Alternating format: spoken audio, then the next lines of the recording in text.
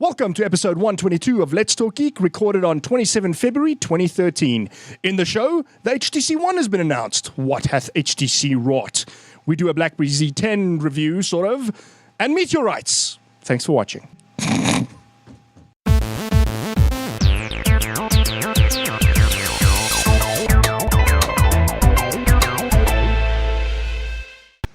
In the show with me today is the always impatient Gerrit Vermeulen. Good evening. Tim Hawk. Greetings. Johan Els. Goedemiddag. And I'm your guest, Jan Vermeulen. Welcome, Jan. Nice to have you here. Thanks for having me. That's good. That's good. And as the first time guest, you'll be running the show. Excellent. Did you find the place all right? Yes, actually, it's right in Google Maps. Is it there? Can't and miss you it. could get into the gates? Yeah, I've got the app and everything. Okay, that's wonderful. Just checking. Huh? Next time, you know how to do this. Exactly. It's easy peasy. Your instructions work brilliantly. So there's an event coming up, and it's going to be in stardates.co.za as well, I assume, Johan. Yeah, it's already there. Okay, great. Woo! Ubuntu Hour, 3 March, Centurion Mug and Bean, 12 to 4. Gerrit, what's it about? That's this weekend. Ubuntu Hour, it's... Wait. It's called Ubuntu Hour Joburg, Sunday, Yes. 3 March. At It the will be Centurion- held in Centurion. Yes. It's called Ubuntu Hour Sunday 3 Ubuntu March. Hour Johannesburg, Sunday, 3 March 2013. in the official, on the site. But we'll forgive them for it's that. usually in Joburg, usually in the in Rosebank. Didn't you know that Churros has been Churras is honorarily being added? amalgamated into Joburg. Into Joburg. It's just one big city now. It's going to Zef tune. So a bunch of Ubuntu geeks coming around and talking open source Ubuntu.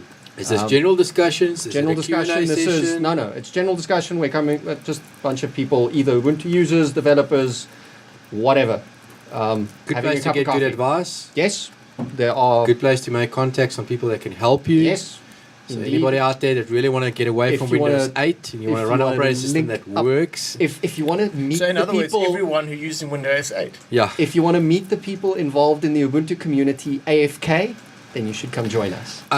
Important question. Do you know if there will be people known on the Ubuntu for tablets? I am going to be flashing my phone, the Galaxy Nexus, and I'll see about the Nexus 7. I think I will.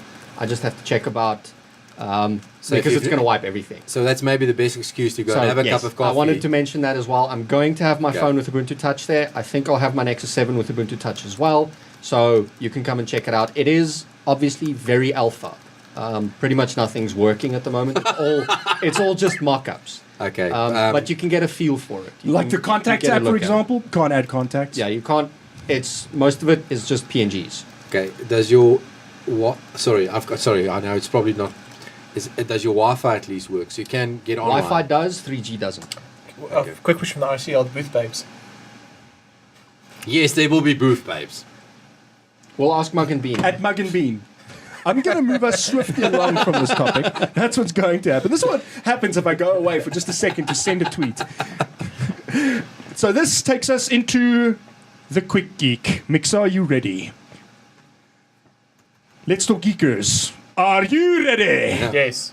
I was The born Quick ready. Geek works like this. 2 minutes per topic. The most interesting person wins. The winner is decided by the mixer, if she so feels. Yeah.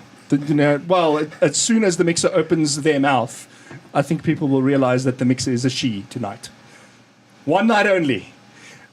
First topic, Gerrit, 3 Doodler, the world's first 3D printing pen. Hit it. Or 3D Oodler or something. It's a pen. And so, okay, we know 3D printers. They're actually getting pretty big. Some of them are very expensive. Some of them are actually kind of affordable. Define affordable. A couple of thousand rand. 7,000 rand. Exactly, that's kind of affordable. It's as cheap as a tablet, man. Okay, yeah. Or a smartphone. A decent But they smartphone. all work on the same principle. You can print. Melt They melt some plastic or something Yeah. and they put it down in layers. Yes. In this case, this is a pen that can Do the same sort thing. of do the same thing. So you're not going to be making cases for your phone in that sense, but you can do some interesting. So why don't you just use a things. glue gun? Because glue guns, guns could be awesome as well. The glue sticks don't work as well as a plastic for modeling things. So if you actually Because see they keep on with melting. this one, because you can actually see when they're drawing, they do like a little Eiffel Tower, and they like stick it to the bottom, and then they literally just go straight up, and and because it's quite sticky and quite strong, By the time it gets to the top, it's rigid. it's rigid, and it just stays up. Okay, that explains. Where with a glue gun, you'd have to sit there and wait for it to dry and then add the next drop. Yeah. Doink doink. So this project is up on Kickstarter. Apparently, they wanted to raise $30,000. They've already made. They're almost at 2 million. I'm looking at it now, and they're sitting at 1.923.443. So they're almost at 2 million. They wanted 30,000. I say the project's a go. So if you want a 3D pen, get in now. Yeah, and if you want to help these guys start something that And I mean, really minimum awesome. pledge is 1. Yes, Yeah, but it's that won't always get $1, you anything. but that doesn't It get gets you any- like a thank you for giving This us is money. a good idea. We want to give some money That's to how make this Kickstarter happen. works. So if you just want to donate and get the updates, off you go. So I'm $1. just- sorry, move along. Yeah. So another interesting thing that's come out, and Paper tab. Are we talking about a tablet that's made of paper? Yeah, so a big thank you took a to guess. IT Technologist on Twitter. I just wanted to give a shout out. Got it via him. And what this is, as the name suggests, a tablet that is completely foldable and rollable like a paper. And they also have like, it's got like this wireless transferring thing that we've got with bump and NFC and all that stuff. But the mock-up they show has these pieces of paper in hot zones and cold zones on a table. They're all hooked up with a gigantic cable. So it's very much, like in the concept phases. But I think if I were to see a modern Palo Alto research type project, this reminds me of that. This is like very early phases, Yeah. but is a hint at what the future could hold in terms of portable computing and portable content consumption. I saw that. I just had some of the problems of some of the ways that they did things. So they said, look, how you'd insert a picture is you would have this piece of paper with a picture on, you drag it to this one and you touch it, and then it inserts. It's like, okay, well, how did you open it on that? Wouldn't it be quicker the way you open it on that, just open in the document? Yes. So Trying to think now. I recently read a book and I can't remember the name for it. At Rainbow's End or something. Okay. Where they also had something, a concept similar to this. It kind of sounds like a tablet. What they use in there. I think they call it a view page. So also, fairly you can chuck it around and whatever. And that's the first, that's the most basic interface that they have for computing. From there they go into wearable technology, and yeah, there it just gets wacky. So you have this view page, and that kind of sounds like where this is going. yeah, so it's an interesting idea. Human Media Lab are the guys doing this. You can find out more there and in the show notes. Intel's involved, huh? Yeah, so Huh. it's a very very interesting looking project. I But guess they're not doing well in the mobile space, Yeah. so they need to get in somewhere. these, by the way, are foldable e-ink displays. So very very low power Yes. stuff, and also the pictures then are actually quite low resolution because of the nature of the display. Well, e-ink can go fairly high. I don't think we're at HD yet, or full HD yet, but we're going. It looks like it's an image printed onto a piece of newspaper. Yeah. Yeah. That's rad. Yep. Taking us into another tablet, Ubuntu for tablets, which was announced some time ago, but we Not we that didn't long have- ago. It's about 2 weeks. Yeah, yeah. maybe.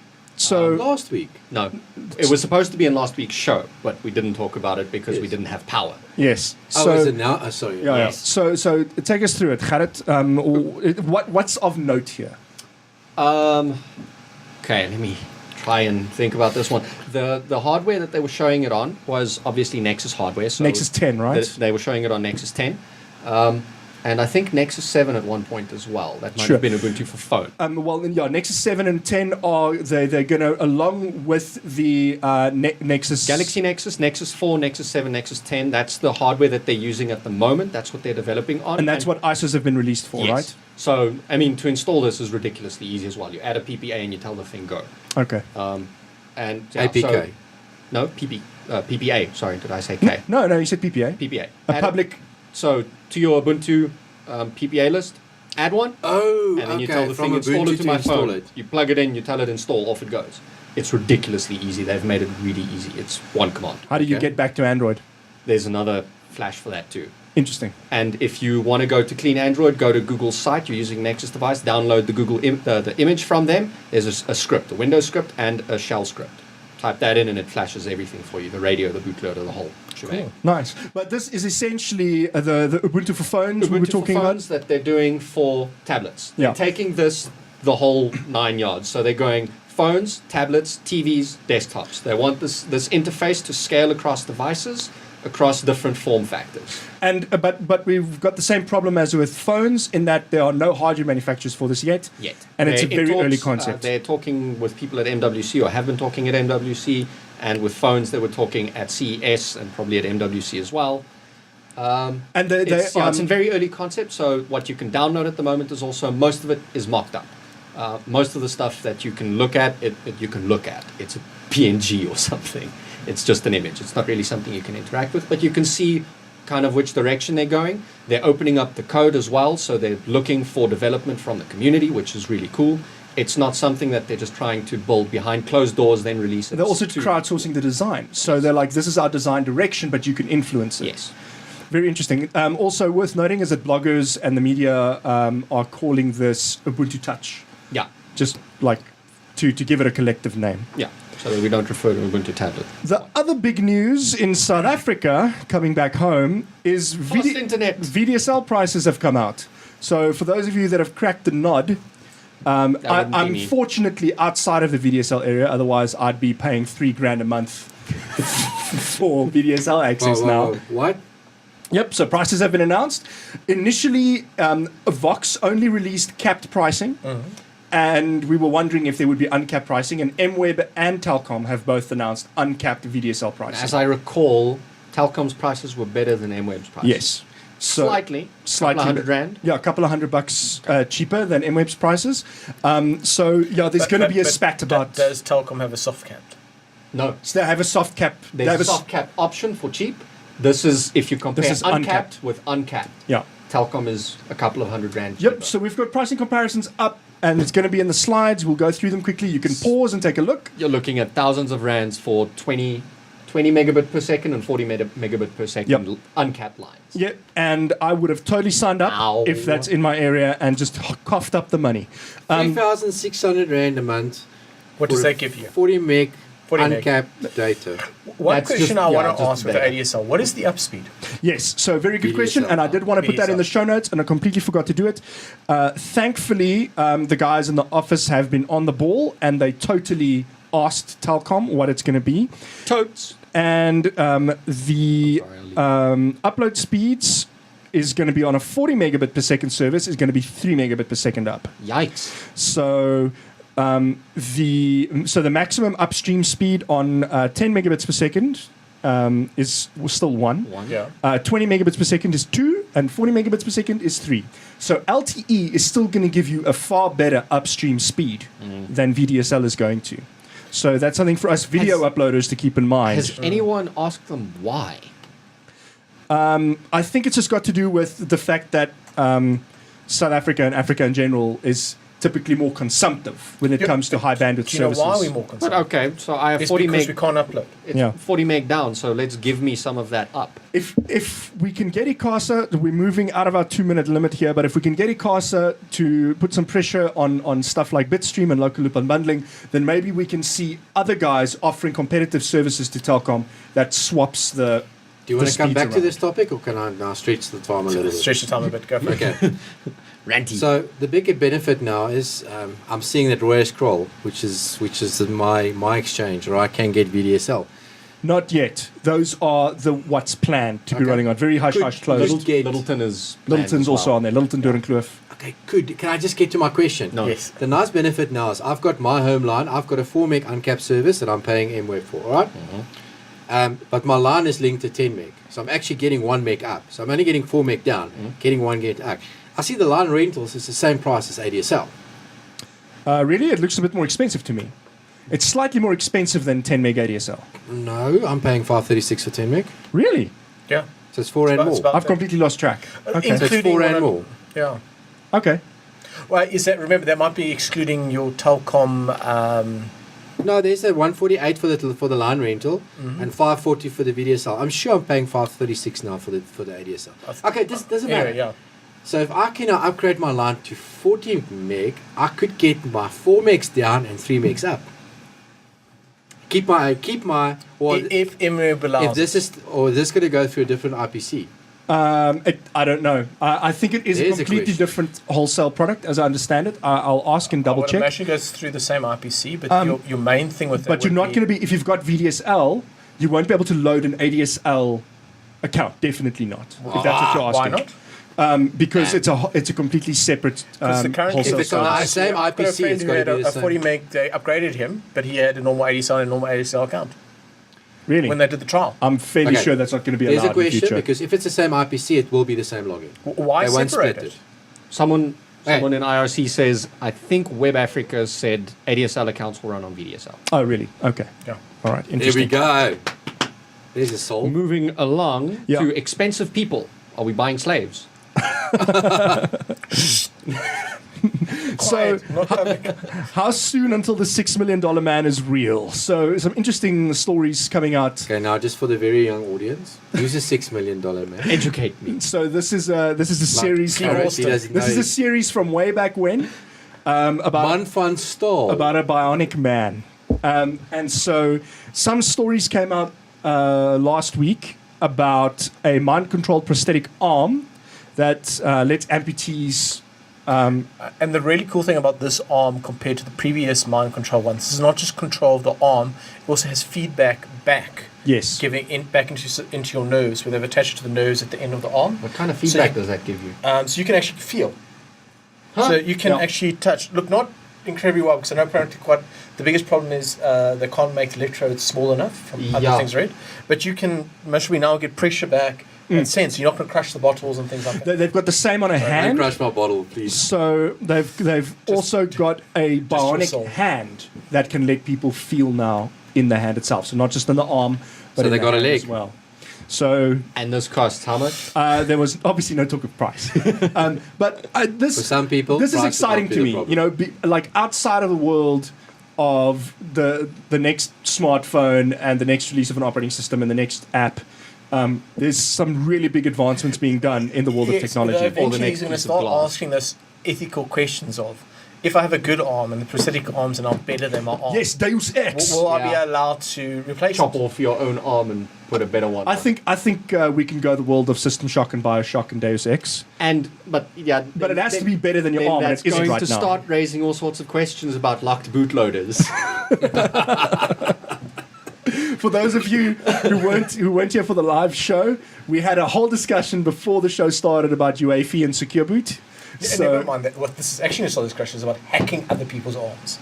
Hacking your own Whoa! arm even. Oh, I can see it. Murder case. Oh, but it wasn't me. It was the one-armed man. So non-repudiation becomes a problem. Oh dear. And that brings us to the end of Quick Geek, which was not so quick. Again. Never is. Yeah, I think We we should, try. we should just throw in the towel. There is that's Yeah. what she said joke in there. And that takes us into what geekery is this? So over the course of the last few weeks, we've had a couple of big announcements in the mobile space. It is CES and Mobile World Congress, so bear with us as this news comes through.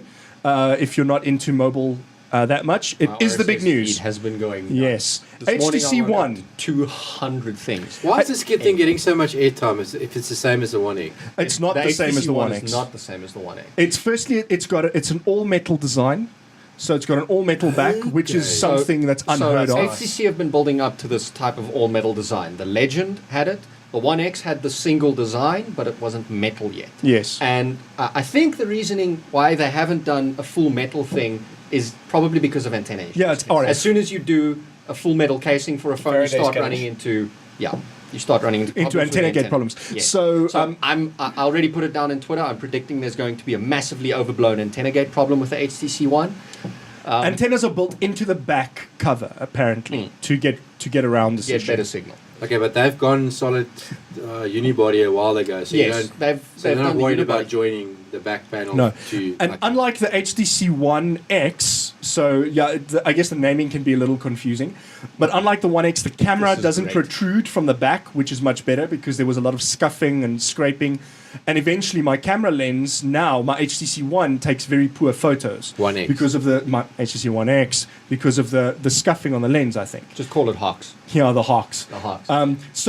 Other things just on the physical side of this that, I mean, until I get to play with it, I won't be able to really say much about it. But on the physical side, what I'm worried about is the fact that there's no recents button. They only have back and home.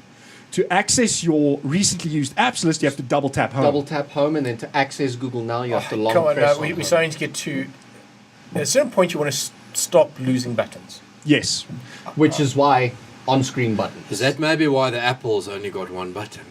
No, it's got more. It's got buttons on the side. It's got. okay, well, volume up, down. We're talking still got the front-facing. volume We're rocker, talking yes. front-facing buttons. So that still has a volume rocker.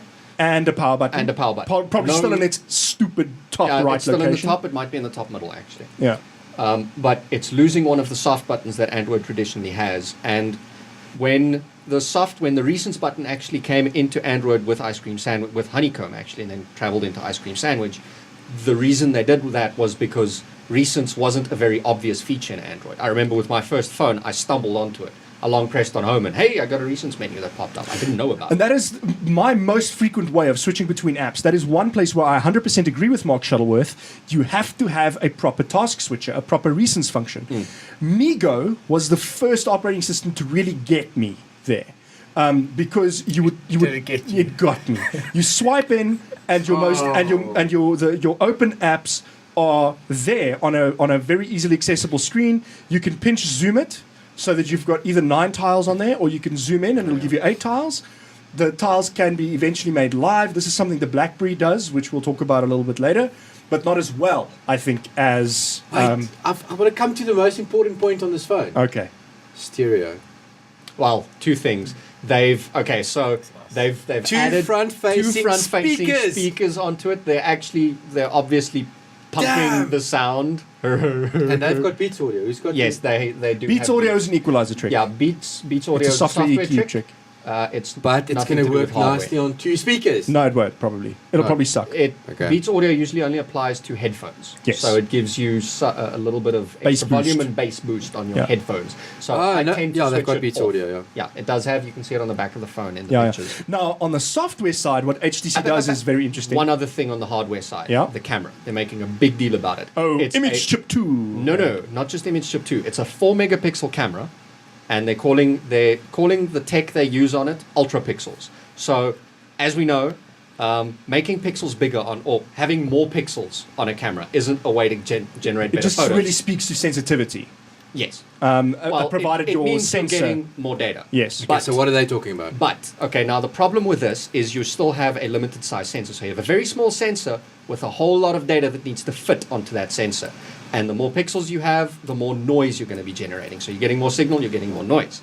That's a problem. So we go up with pixels, it's not necessarily a win. So what they're doing is they're making the pixels bigger on the sensor. So you have a 4 megapixel photo and Making your the sensor bigger. your sensor, well, not the sensor bigger, they're making the things that do the sensing on the sensor bigger. Yeah, and they do that by layering the sensors, amongst other things. So the sensor's got, I don't know exactly how the tech works. From what I've read, like there have been attempts at this with different colors of sensor. And so like the And top layer kind of would catch, filtering. yes. Yeah. So this will hopefully let you take Does it better work? photos in low light. We don't know. They aren't review units yet. It's Okay. not released yet. Yeah. So it's supposed to let you take better photos in low light, give you less noise. HTC has And- made big promises with cameras Yeah. before, and they've not panned out. So until I use this thing, Early I'm results unconvinced. for it look promising. But the early results for it also it doesn't look like it's going to be taking necessarily better photos in all situations than, say, an iPhone 5. Sure. But it looks like it might actually do something different. Yeah. Okay. Like it might actually be better in some situations, but it's not, the silver bullet. for Software-wise, cameras. one thing I wanted to briefly mention that they are deviating massively from the normal Android way of doing things is they seem to be doing away by default with the normal home screen. And they are instead replacing it with this thing they call the blink feed. And this blink feed will take in It your just sounds bad. your Twitter, your Facebook, your different. LinkedIn, It looks Flickr, like Metro. whatever, I don't want that. and your RSS feeds. So it'll pull all of that into one grand unified No. feed for people who like to snack on content. No, You can apparently turn that off and just go back to your normal back to widgetized normal home home screen. as long So as that's can, because I'm realizing all these feeds and stuff are adding actually so much distraction into the day that I'm actually trying to wean myself off most of these, and I'm getting more done, like considerably more done. So what do you use your smartphone for? Phoning, messaging. Can't we just contacts. get you a clamshell? No, look, I'm still We using can my get phone. you a Nokia 105. It has WhatsApp. I use the WhatsApp. I use the browsing. I use Well, 105 I use has browsing as well. Audible a The lot. screen is about like yay big. Audible. It doesn't have Audible. Okay. Or some file or Seeing this, Spotify. The story came from your company. Can you please explain Hogwarts-inspired picture capture? Okay. How did you get to Hogwarts? It's Hogwarts inspired because if you've ever seen Harry Potter the movies, the newspapers have images that move, right? But it's like on a loop, yes, like a okay. GIF, like a Okay. cinematograph is what the other thing is. Either Nokia is punting the cinematograph on their latest batch of Lumia That's devices. Sony. No, well, Sony might as well, but Nokia definitely did in its The press thing- conference. the thing So is now that they're they're punting introducing this thing called Zoe. And what Zoe does is it takes a 3-second video along with any photo, and there's also like ways to set the camera so it takes 15 shots at a time, and then you can choose the best one from there and stuff. That's already on the But so the Samsung and BlackBerry have similar features already. HTC One X also has it. Well, it lets you push and hold the button down. This just does it. You push the button, and that's what it does. It takes a bunch of photos, and then what the BlackBerry does, it lets you match faces. Yeah, and yeah. stuff. So once again, I haven't had a chance to play with Zoe Okay, yet, yeah, it's but just- the idea is then that instead of your gallery being just rows and rows of static photos, there will be these gallery previews with moving pictures, like in the Harry Potter newspapers. Yeah. Okay, is that how you got Yeah. to that? Yes. The Well thing done. that I don't like about this is they're saying that it's a short video, and they've had to, or they invented or created a new proprietary video format for these short videos. Yeah. So I'm kind of going, why do we need a new video format? What was wrong with GIFs? Well, there's GIFs. Can't really go Or Irish. how about You, wait, you wait. can, okay, then what's How wrong about with PNGs? video format? Yeah, what Or about just MP4? video? Yeah, MP4. Why can't you use video for a short video? Just a thought. No, just a But use it, a don't use GIF, it. animated GIF is what they're using for cinemagraphs, and that's seems to be working quite well, even on high resolutions. The one problem with GIFs is you've only got a 256-bit palette. So for And you got the certain images and license stuff problem. like that. Yeah, okay. Oh, not sure. anymore. The license problem remains. Has it expired? Yeah. Oh, that's right, it's expired. Your main That thing explains is why GIFs are so popular on Imgur. but for certain pictures they just don't work. So you lose too many colors. Okay. Interesting. Then the other big phone announcement is the BlackBerry Z10, which we do have a review unit for, and which we have a reviewer for in Gerrit. So In the form of Harold. I must say it's actually quite a pretty phone. It reminds inside- me a lot of the iPhone. The iPhone. Okay, so quick. Well, you have a 4S here. We should actually be comparing that to an iPhone. 20 seconds. 20. Why would you even consider? Are you out of your mind? I wrote a 2,500 word review for this thing, and you want Why it would you even consider another BlackBerry? because you're a BlackBerry fan. Thank Would you. you, Moving along. as an Android, be interested in that? Right now, no. Explain that answer. Okay, well, they've done a good job here. Okay, it's they have a decent screen. It's 720p screen, so they have a good screen. They have a solid operating system. The way you navigate with it is you think that it would be kind of hard. It would be. It's vastly different. So no buttons on the front. You'd think that you wouldn't like it, but you get used to it after a while. They've done some good work with notifications, but it could use a little bit of extra work. It needs to have a little less state. When you jump into notifications, it takes you to where you were previously. So the previous app, they have a unified notifications inbox. So it takes you to the previous app that you got a notification for and that you checked out, instead of dumping you into the unified hub, which would be a lot better to me. Because, I mean, the new notification would be at the top That of your doesn't unified make much hub sense to anyway. me. Sorry. you would have to use it to understand, but So basically, essentially, I got a new Gmail notification. So if I go check out my email, and if I go out back to my home screen, or start browsing into an app, go back to notifications, I jump into that email Oh, not instead back of to jumping to the not back to your notifications I notifications. just got. All right. And But now that's I a have bug. to back out. no, 3 that's times. how they designed it. I'm not Look, sure. admit, That's this is how it also currently is. first version. So if you say they've done well, and that's the first The phone that I know navigation first is version's done good. well. The default apps that they have on the thing are good. The problem that the biggest problem that they have is the lack of third-party apps, the lack of any good third-party So apps. they're punting this. How much did they say? 70,000 They're apps punting at launch? 70,000 apps, and Joshua Topolsky from The Verge said it feels like 69,000 garbage and maybe 1,000 good ones, so you have to slog through a whole lot of crap to get to the good ones. Because they've and- probably got no rating, actually reliable rating. Yeah, because that's one problem. and a I whole picked bunch up of them run scrolling the through Android their- player. Through their store is they don't really have ratings for a lot of the apps, so you kind of have to look at it and go, is this what I'm looking for? And then they have the issue with Android apps. So you can take, and I did this with the playbook, you can take an Android app and port it to BlackBerry 10, the OS on this, and now on the playbook as well. The problem with that is you're taking an Android app, an Android-style navigation, you're putting it on a Z10. So you might have, and it's a gingerbread player. You say it's gingerbread on your phone. So not ICS, Gingerbread not Jelly Bean. menus. You might have your hollow action bars. You might not have them because it might be a gingerbread app. It means that your menus suddenly got completely different to the way that BlackBerry does it. It means you have a whole different interaction mechanism with your apps, as different to what they would normally do it. So you have these two paradigms that you suddenly have to learn. It's a horrible idea. It doesn't work. It's confusing. The apps themselves are slow. And the only thing I can think of saying to BlackBerry is abandon this idea. Just stop, punt your platform. It's good. The default apps show that you can have a good native experience on the phone. That's the way that they should be going. Yeah, and just like Ubuntu, they are punting HTML5 development, right? So you should be able to I'm do not a whole bunch of 100% stuff sure. in HTML5, CSS, JavaScript, wrap it in your native BlackBerry stuff that you might want to do with the app offline, and that's fine. You've got a semi-portable app HTML5 that you can dump onto any other platform. So for the smaller platforms, write HTML5.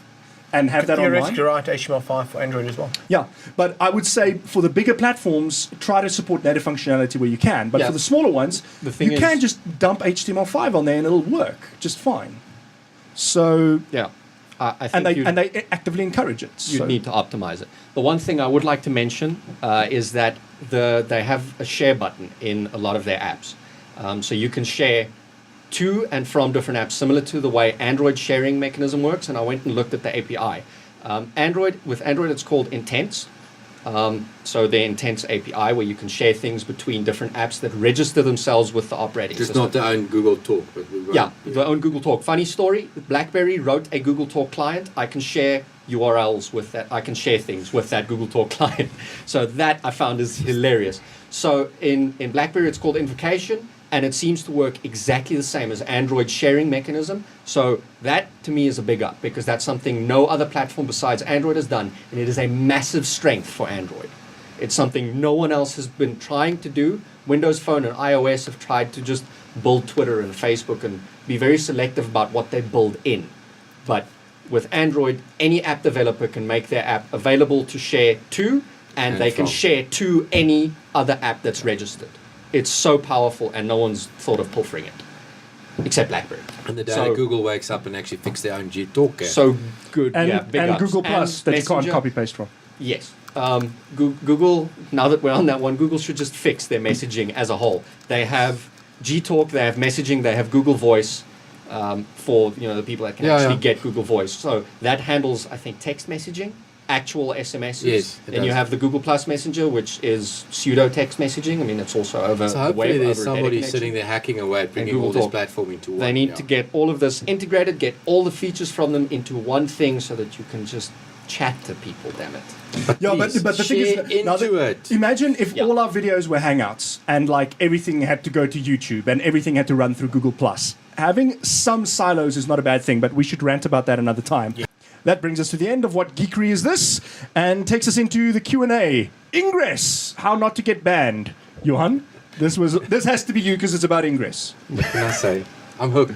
Something you play in the real world, and I'm enjoying it. Yeah, listen, just a warning out there. The guys are definitely looking at banning people that do GPS spoofing that we were saying earlier. So, yes, Fried Roadkill, Ingress will ban you, and especially other players are picking up when people are doing this and actually reporting you to Google. And I think at this point of time, you don't want to get banned out of a game that might just blow up and be the biggest thing ever. I can't see the point of this game. I've tried. Sorry. The point of this game is to give Google mapping data. Yes. I still believe this is a good way for them to... Do you ever remember that they had this product called Field Trip? No. They actually bought Field Trip. Exactly. But I don't think they were getting What good... is Field Trip? It was the idea that you can have Google Maps open, and as you're driving around, it will actually beep and tell you you're passing a point of interest. Would you like to actually go and see more about it? Like what GPSs do, or what you can set GPSs to do for you. Well, but the whole thing about that is this is more not random, but it's just seeing that you're moving around here. Would you like to go look at this museum, or do you want to go see this monument? Where, I mean, now... Sorry? Yeah, you see. Now, I mean, TripAdvisor... The mixer is not mic'd up, so what the mixer has just said, for the benefit of everyone getting this after the fact, is that it could also give you information about the point of interest that you are at. Well, Ingress is not collecting information about a point of interest, but at least now they're getting reliable plotting data for a team of researchers now to go get information. I mean, I'll give you a good example. Going to Amsterdam last year for the IBC, I relied on TripAdvisor because there was, I mean, in Google, how do I now actually go and see, okay, what's available in Amsterdam? What do I really want to go and see? Star them up so that I know, okay, and then have them plot on a map so I can go, okay, well, walk in that direction, you'll find that there. Google doesn't have a product like that. Apparently they do. It's called Field Trip, but they don't have reliable data for Field Trip. So I really see this as a very big crowdsourcing project. I hope it's that. I mean, because if you just look at the portals going up in the Pretoria area where I'm playing, these are flipping amazing things. Just to clarify on my previous point about what the mixer was saying, the mixer was talking about Field Trip, not Ingress. Oh, talking about Field Trip. Yes. Okay. So I hope this is what Google normally tries to do, except with Gtalk, is actually take information from one application and port it into something else. So hopefully, yes, worldwide you might now get something from Google that will take you to points of interest. So is that basically the only thing that's happening with people getting banned? No, okay, sorry. To come back to the point, it's just other players are now reporting other players. I mean, they pick up, but this guy's definitely not there. I mean, how did he travel? How did he just hack a portal in Pretoria Central and 5 minutes later he's hacking one in Joburg Central? They're actually picking this up, and it's blatantly then the GPS spoofing. Now, what Google goes and does, and people must remember this, is when you're really playing the game, you've got GPS coordinates going back to Google the whole time. So they actually look at your time travel between 2 points. And according to that, then they're just banning the guys and saying, okay, thank you very much, off you go, whoop, out of the game. And I'm not sure if you really want to get banned at this point. It's not geocaching. I'm not looking up little boxes. Yeah, but okay, why is this better than geocaching? Because you're not looking up little boxes. It's not necessarily better than, it's different. Geocaching is... takes you to points of interest using your treasure GPS. hunting. And Ingress has a whole ARG aspect to it, an alternate reality game that some people may or may not be interested in. The other thing is, this is something you can play in an urban setting. Like, I hate hunting for geocaches in an urban setting and trying to make sure people don't see me, because there are a lot of folks out there who don't understand the game, who then go and empty out the geocache boxes, or take the boxes and hand them in, or think that it's something dangerous and remove them. Okay, my main things with this is if they took you to unique places all the time, right, I would be all for this game. My problem is this game makes you go back to the same place all the time. How often do you go to the same place every day now? Okay, we spoke about this. I agree. That's just because the portal, the amount of portals available are not there yet. When you get to something like London or Hong Kong, where there's so dense amount of portals, you'll eventually... Okay, so my question is, you normally quite often go on your way to and from work. Yes. Right. No, those hack every day. Okay. Goes past every day. So you would go and still stop and spend, how many, you spend at least 20 minutes? There. Just try and catch the robot red. Yeah, I know you well enough to know you must probably... No, I don't. No, actually, the portal's on the way back to work. I just slow down and try and get the robot red, hack it, and then keep on going. The first time someone actually wants to sit in traffic. Okay, fair. But look, it's still a lot of fun. Try and get in there. I've seen places, like I said earlier today, I had a meeting in Braamfontein. I ended up going to Braamfontein half an hour earlier. Who's been on Constitutional Hill? Nope. Okay, because suddenly I had an application that took me to the 5 statues on there, and there were actually 2 of them was quite amazing. That's the sort of stuff. So Yes, and I'm not no. now especially going to drive all the way back to. Yes, there's serious guys that do this. I understand that, but for me it was just. Oh, there was a reason for me to go there. Go look up. Okay, maybe the better way is the game rewards you to go to the same places often. Okay, Which yes. to mine reminds me of grinding and World of Warcraft, and it's like, yes, eventually you'll get to go somewhere else, but 99% you're sitting there skinning some stupid thing or killing the same things 5 million times. Yes, there's and it's farming. like, Yes, there's some farming. you know, right? I have better things. And also I'm busy, so maybe that's the thing is I'm busy. Honestly, if the rate that portals are going up, I think give it another give it a month. Then if you really don't want to, that's the nice thing about the game as well. Even at a low level, you can still enjoy it. So if you go in once a month and just go, let's see what's now available, and just travel around a bit and go to those portals, still be a good experience. My point to that, because I've ranted about this on Google Plus before. My point to that is that the game will be fun for lower levels as long as they keep putting in new portals. Because there was a massive problem in Las Vegas while I was there that I had just level 4 portals and up around me, and I'm level 2. So when I hack it, it drains half my XM. So that's the resource in the game, Yeah. and without XM you can do nothing. So if you can only hack a portal once, basically then you have to run around and collect XM you're first. saying that the high-level portals would mean that you need to run around in Las Vegas and visit all the casinos. It would seem so. Yeah. All right, So- I'm going to stop us there. Yeah. Enough okay. Ingress, All Johan. right. Okay. Have fun. I'm going to take us into our kicker. There is a map of every recorded meteorite strike on Earth since 2300 BCE. That's What? before Common Era, normally referred to as BC, by the way, if anybody's interested. I would rephrase it. There's a map of all. You just said Known. recorded. Yes, all recorded. All known. All known meteorite strikes. And for those of us in South Africa, also quite interesting, quite a number of impacts quite recently. Not small ones from, it's obviously not like Earth destroyers, but How did you come to that conclusion? Sorry, I just got to ask that question. not insignificant meteorite impacts in South Africa. I think as recent as like the 1950s, 1970s even. I'm not. So big boom, but not quite big bada boom yet. Look, if that thing hit you, you'd feel it. So if it was that big, we wouldn't be talking. Okay, I'm just going to quickly, I see there's an interactive map that you can zoom. Exactly. So I'm going to go click on one in Pretoria, and it says it's an L6 meteorite, mass 460, and it fell around the year 1912. So this isn't just, like things that kill dinosaurs. They still things land. fell over 1970, iron meteorite in near Ellis Ras. 1943, Something does happen Benoni. around there. 1973, Lichtenberg. Yeah. I'm going to throw something in here slightly out of topic, but also in topic. Since we talk about Meteor, any people out there that are quite into the JavaScript and JavaScript clients and stuff like that, go check out the Meteor. Go type in Meteor JavaScript. It's just quite amazing what the guys are doing. It's not quite, I think, ready for prime time, but it's very cool. Go check it out. Just since you're talking about Meteor, it's just a library I came across recently, and it's like, it's such a. They've got a video there about how it works. It's pretty damn cool. Rad. That then brings us to the end of this week's show. Thank you very much for joining us. If you haven't already, go and like us on Facebook, circle us on Google+, follow us on Twitter, and check out our other shows. We publish on the website, downloadable. We're on YouTube as well, if you don't feel like downloading anything. We've got Let's Talk Possibility on Monday nights. We've got Let's Talk Hack happening every so often on a Tuesday. Monthly on Tuesdays. Yep.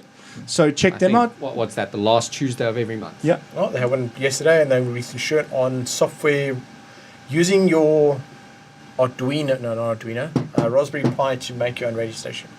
Rad. Hey, we should totally watch that. With that, thank you to my co-host for joining me. Gerrit, where can people find you? Thank you very much. About.me/hockeyza. Tim.